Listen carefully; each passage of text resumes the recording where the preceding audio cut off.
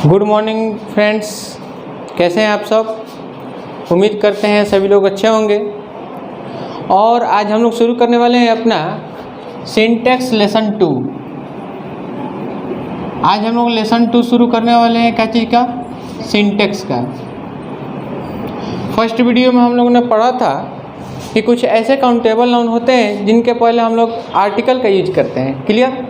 और हमें आशा है कि कितने लोग बना करके लाए होंगे, कितने लोग नहीं भी बना करके लाए होंगे।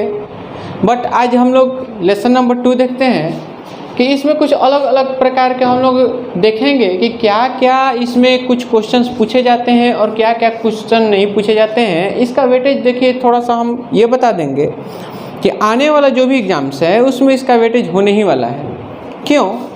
क्योंकि हम लोग ऐसे नहीं बोल रहे हैं, क्वेश्चंस आया हुआ है, क्वेश्चन आ रहा है और क्वेश्चन आता ही रहेगा।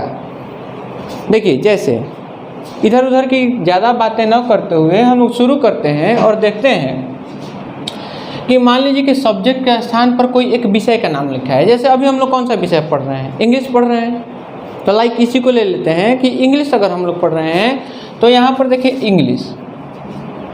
और जब हम लोग इंग्लिश पढ़ रहे हैं तो इंग्लिश के साथ अगर हम लोग पूछे इज होगा या फिर आर होगा, तो आपका एकदम साधारण सा आंसर होना चाहिए कि सर इज होगा, आर नहीं होगा। क्लियर, कोई दिक्कत? तो जब इज होगा आर नहीं होगा तो हम लोग क्या देखें कि इंग्लिश जो है वह एक विषय का नाम है, विषय का नाम, सब्जेक्ट का नाम है। क्लियर। जब यह इंग्लिश एक विषय का नाम है, एक सब्जेक्ट का नाम है, तो थोड़ा सा इसमें हम लोग ये करेंगे कि यह विषय का नाम है और एक विषय है, तो यहाँ पर वर्ब भी एक ले रहा है। क्लियर, कोई दिक्कत? कोई दिक्कत नहीं है। और सेकंड कंसेप्ट कहता है कि अगर इसी विषय को किसी व्यक्ति से जोड़ दिया जाए, बात को पहले समझिएगा हम क्या बोल रहे हैं, कि यदि यही विषय को किसी व्यक्ति से जोड़ दिया जाएगा तो उस स्थिति में ये क्या बनेगा, आपका प्लूरल बन जाता है। अब यह सिंगुलर नहीं बनता है। बात समझ में आया? देखिए, जैसे एग्जांपल लेंगे तो हम लोग को समझ में आ जाएगा। ध्यान से देखिएगा कि यही हमने क्या बोला कि इस विषय को किसी व्यक्ति से जोड़ दें, व्यक्ति से जोड़ दें, यही बोले हैं ना। तो यह क्या बन जाएगा, प्लूरल। चलिए आते हैं इसका फॉर्मेट देख लेते हैं कि मान लीजिए कि कोई विषय है। क्लियर। और यह विषय का क्या है, नाम है भाई। और यह विषय का नाम क्या चीज़ का वर्क कर रहा है, सब्जेक्ट का वर्क कर रहा है। कोई दिक्कत नहीं। तो जब एक विषय का नाम हो और वो सब्जेक्ट का वर्क करता है तो याद रखिएगा कि वह सिंगुलर जैसा वर्क करेगा और आने वाला वर्ब भी मेरा सिंगुलर लेगा। कोई दिक्कत है क्या? अगर सेंटेंस को बढ़ा दिया गया तो आने वाला प्रोनाउन भी सिंगुलर लेगा। अच्छा ठीक है, जब यह सिंगुलर लेगा तो प्रोनाउन लेगा क्या, इट। याद रखिएगा दोस्तों कि विषय का नाम अगर सब्जेक्ट के स्थान पर आया हुआ है और वो एक है, सिंगुलर जैसा वर्क करेगा और वर्ब भी सिंगुलर लेगा, प्रोनाउन भी सिंगुलर लेगा। और प्रोनाउन सिंगुलर लेगा तो वो इट लेगा। इसमें कोई दिक्कत नहीं। सेकंड कंसेप्ट को समझते हैं। हमने बोला कि यही विषय के नाम को किसी व्यक्ति के साथ जोड़ दिया जाए। जैसे देखते हैं, जैसे पहले देख लेंगे कि मान लीजिए कि इंग्लिश है और हमने बोल दिया कि English of mister Sonu, English of mister Sonu. अब यहाँ पर हम पूछेंगे आपके से कि इज होगा कि आर होगा, is good oblique are good. तो बताइए इसमें आंसर क्या हो जाना चाहिए? तो कायदे से तो हम लोग जानते हैं कि जब एक विषय का नाम हो तो सिंगुलर होता है, लेकिन अभी बोले कि विषय को किसी व्यक्ति से जोड़ा जाए तो वह प्लूरल होगा। तो यहाँ इंग्लिश को किससे जोड़ दिया गया, सोनू से जोड़ दिया गया। तो जब इंग्लिश को सोनू से जोड़ दिया गया तो वो प्लूरल हो गया और कायदे से ये क्या ले लेना चाहिए, प्लूरल वर्ब। Any problem? नहीं सर। तो यहाँ पर इज नहीं होगा। तो चलिए देख लेते हैं क्या हुआ हमारा कि अगर इसी विषय को, फिर से देख लीजिए फॉर्मेट, कि इस विषय को अगर किसी व्यक्ति से जोड़ दिया जाए तो जोड़ने के लिए हम लोग जानते हैं कि ऑफ आता है। और यहाँ पर कोई पर्सन का नेम लिख दिया जाए, कोई पर्सन का नेम आ गया। एनी प्रॉब्लम, जैसे देख लीजिए English of mister Sonu, English of mister Sonu, तो हमें सेंटेंस बनाने के लिए वर्ब चाहिए ना भाई, आगे बढ़ाने के लिए हमें प्रोनाउन चाहिए। एनी प्रॉब्लम किसी को नहीं सर, तो हम जानते हैं कि ओवरऑल ये इतना प्लूरल का वर्क कर रहा है तो वर्ब भी प्लूरल लेगा और आने वाला प्रोनाउन भी क्या ले लेगा, प्लूरल। कोई दिक्कत? अब देखिए हमने बोला था कि विषय को किसी व्यक्ति से जोड़ा जाए, विषय को जब व्यक्ति से जोड़ा जाएगा तो वह प्लूरल जैसा वर्क करेगा। Am right? क्लियर? तो व्यक्ति से जोड़ने के लिए दो तरीके होते हैं, याद रखिएगा। व्यक्ति से जोड़ने के लिए कितने तरीके होते हैं? दो तरीके। व्यक्ति से जोड़ने के लिए कितने तरीके? दो। व्यक्ति से जोड़ने के लिए कितने तरीके? दो। 1 मिनट। क्लियर? तो व्यक्ति से जोड़ने के लिए दो तरीके होते हैं, तो बात समझिएगा। फर्स्ट वाला हमने जोड़ा ऑफ के द्वारा, और अगर कह दिया जाए, ध्यान से देखिएगा, माई इंग्लिश, माई इंग्लिश, तो अब बताइए इज लेगा या फिर आर लेगा और इसके बाद गुड लिखा हुआ है? आप ही बताइए कि माई इंग्लिश लिखा हुआ है तो फिर से इंग्लिश को न जोड़ा गया भाई, किससे? माई, मुझसे। तो जब ये इंग्लिश को जोड़ दिया गया, माई इंग्लिश लिख दिया गया, तो उस स्थिति में इज होगा कि आर होगा? तो कायदे से ये सर प्लूरल होना चाहिए, एकदम प्लूरल हो गया। इज नहीं लेगा, आर लेगा। तो सो वी फाइंड दैट हम अगर विषय को किसी व्यक्ति से जोड़ देते हैं तो वह क्या बन जाता है? प्लूरल बन जाता है। तो फिर से कंसेप्ट निकल कर आ गया क्या कि अब देखिए यहाँ पर ये माई क्या है? पॉसेसिव एडजेक्टिव है। तो इस तरीके से हमने देखा कि अगर कोई पॉसेसिव एडजेक्टिव के बाद कोई सब्जेक्ट का नाम, या फिर यूँ कहें विषय का नाम, विषय कहेंगे तो और बेटर रहेगा। क्लियर? यानी कि सब्जेक्ट के स्थान पर तो आ ही रहा है, लेकिन यह क्या चीज़ है? विषय का नाम है। कोई दिक्कत? विषय का नाम लिखा हो तो ओवरऑल हमें सेंटेंस अगर बनाना हो तो वर्ब लेगा, और आगे बढ़ाने के लिए हमें क्या लेना पड़ेगा भाई? प्रोनाउन लेना पड़ेगा। कोई दिक्कत नहीं sir.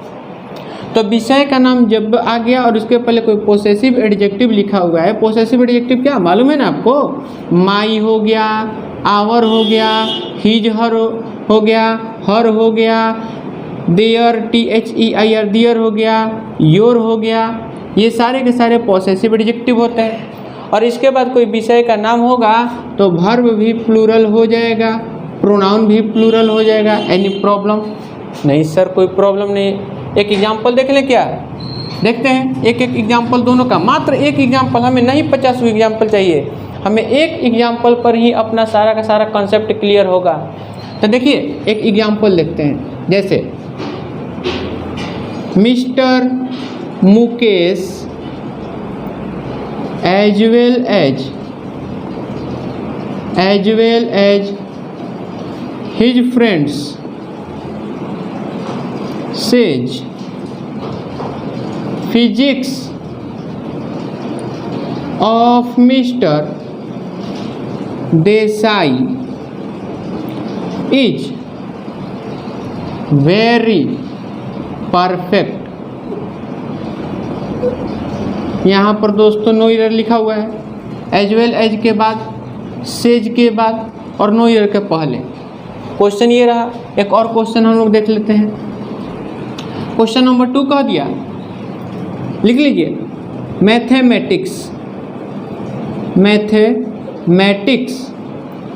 Are very important for any competitive exam. चलिए भाई, तो इस स्थिति में यहाँ आर के बाद पार्टीशन किया, एनी के बाद पार्टीशन किया और नो एरर के पहले पार्टीशन किया। क्या आप मुझे बता सकते हैं कि दोनों में से क्या सही होने वाला है और क्या गलत होने वाला है? देखिए आगे देखते हैं। तो mister Mukesh as well as his friends, यानी मिस्टर मुकेश और साथ ही साथ उसके दोस्त लोग हैं, सेज कहते हैं physics of mister Desai. Physics देखिए यहाँ पर कि यहाँ सब्जेक्ट के स्थान पर फिजिक्स आ गया और इस फिजिक्स को जोड़ दिया गया किससे, मिस्टर देसाई से। तो ये physics of mister Desai is very good. अब बताइए किसी सब्जेक्ट को किसी व्यक्ति से जोड़ देंगे तो क्या वह सिंगुलर बनेगा कि प्लूरल बनेगा? तो कायदे से तो हमने पढ़ा था कि विषय को किसी व्यक्ति से जोड़ दिया जाएगा तो वह प्लूरल बन जाएगा, तो वर्ब भी प्लूरल लेगा। तो यहाँ पर हमारा वर्ब क्या हो जाएगा, प्लूरल, इज नहीं आर। एनी प्रॉब्लम किसी को? चलिए आगे बढ़ें। उसी तरीके से लिखा हुआ है कि mathematics are very important for any competitive exam. तो बताइए फॉर एनी कॉम्पिटिटिव एग्जाम्स बताइए कि मैथमेटिक्स आर, अब यहाँ पर ये इंडिविजुअल एक सब्जेक्ट का नाम लिखा हुआ है और इस सब्जेक्ट का नाम जो लिखा हुआ है तो क्या यह सब्जेक्ट का नाम को किसी व्यक्ति से जोड़ा गया है? क्या नहीं जोड़ा गया है। तो जब जोड़ा नहीं जाएगा तो यह एक इंडिविजुअल विषय का नाम हुआ जो सब्जेक्ट के स्थान पर आया हुआ है। और जब ये सब्जेक्ट के स्थान पर आया हुआ है तो वह सिंगुलर काम करेगा और सिंगुलर वर्क करेगा तो वर्ब भी सिंगुलर लेगा, यानी आर नहीं होगा, इज। 1 मिनट में सॉर्ट आउट किया जा सकता है, बशर्ते कि सबसे पहले आपको कंसेप्ट क्लियर होना चाहिए, उसके बाद ये शुरू होगा। कोई दिक्कत है? आगे बढ़ें। देखिए आगे बढ़ते हैं, कुछ और एक्स्ट्रा रूल्स के बारे में हम लोग समझते हैं। एक्स्ट्रा रूल्स के बारे में समझते हैं, जैसे इसको मिटा देते हैं। और देखिए आप लोग हमेशा सुने होंगे अभी के समय में कि जैसे बीजेपी की सरकार बन रही है तो मेजॉरिटी वाली सरकार है, मेजॉरिटी वाली सरकार है। ठीक है भाई, हम भी मानते हैं मेजॉरिटी वाली सरकार है। तो मेजॉरिटी का मतलब होता है कि बहुमत। एनी प्रॉब्लम किसी को? किसी को नहीं होना चाहिए। मेजॉरिटी का मतलब भाई बहुमत होता है। हाँ भाई बहुमत होता है। तो बस इसी से हम लोग को एसएससी में एग्जाम में पूछ दिया जाता है क्वेश्चन कि आखिर भाई मेजॉरिटी से बन गया। देखिए जैसे अगर एकदम सिंपल वे में हम लोग समझते हैं कि अगर सब्जेक्ट के स्थान पर द मेजॉरिटी ऑफ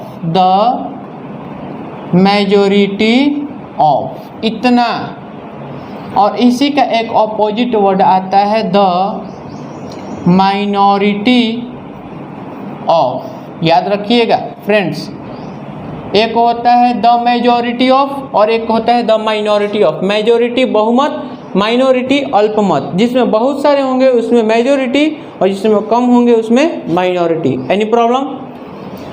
तो देखिए बात को समझिएगा कुछ अलग तरीके से। यहाँ पर the majority of the minority of लिखा हुआ है।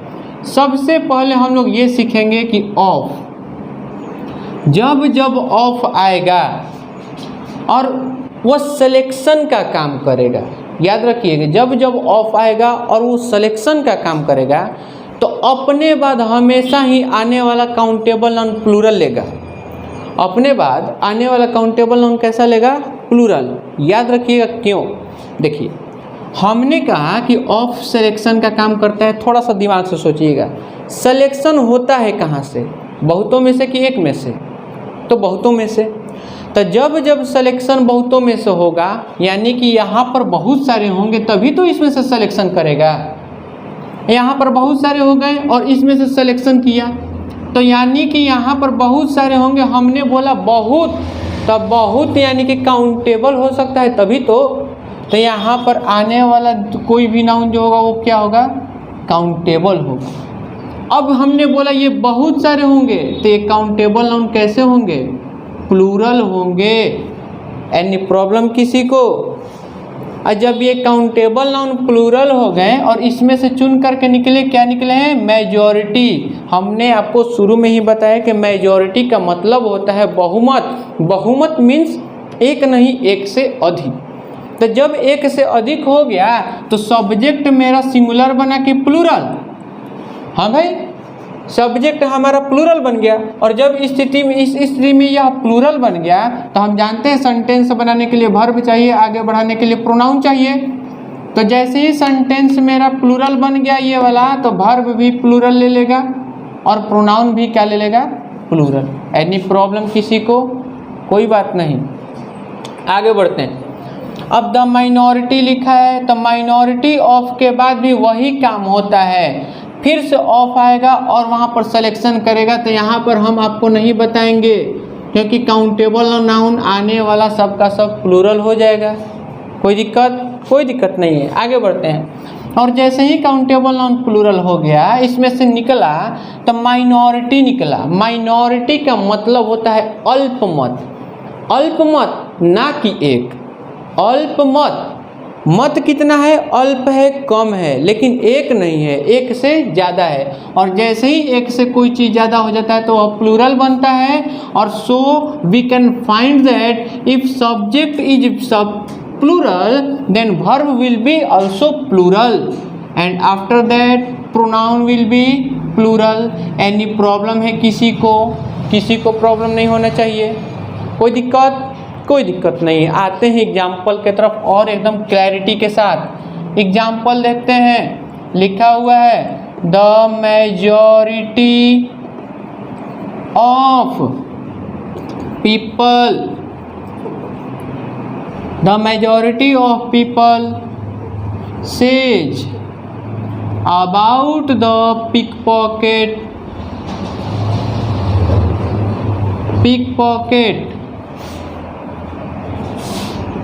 नो इधर यहीं पर कर लेते हैं। आते हैं मेजॉरिटी ऑफ के बाद सेज के बाद एक और एग्जाम्पल लिखते हैं। देखिए लिखा हुआ है कि the minority of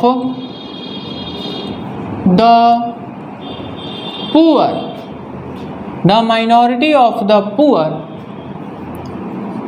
requests requests requests after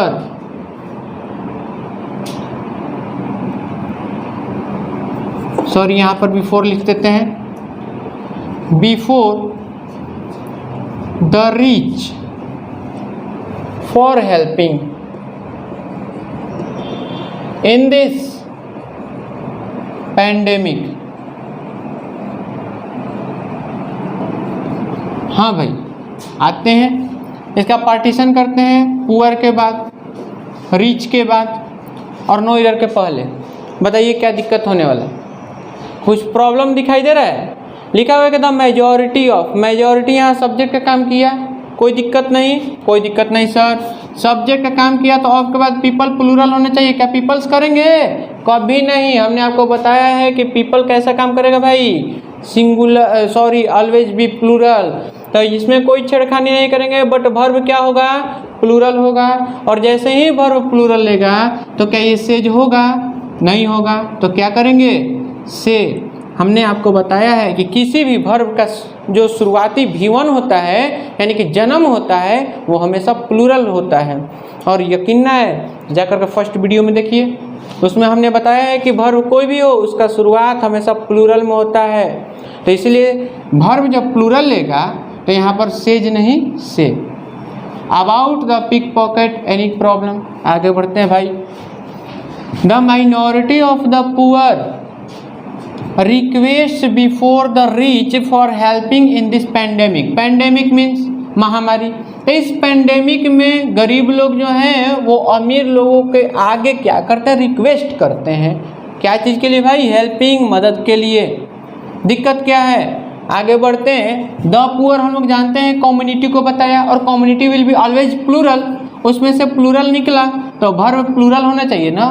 तो कायदे से रिक्वेस्ट नहीं होना चाहिए, रिक्वेस्ट REQUEST। एनी प्रॉब्लम किसी को? तो याद समझिए कि ये सारा का सारा आज का कंसेप्ट क्लियर हुआ।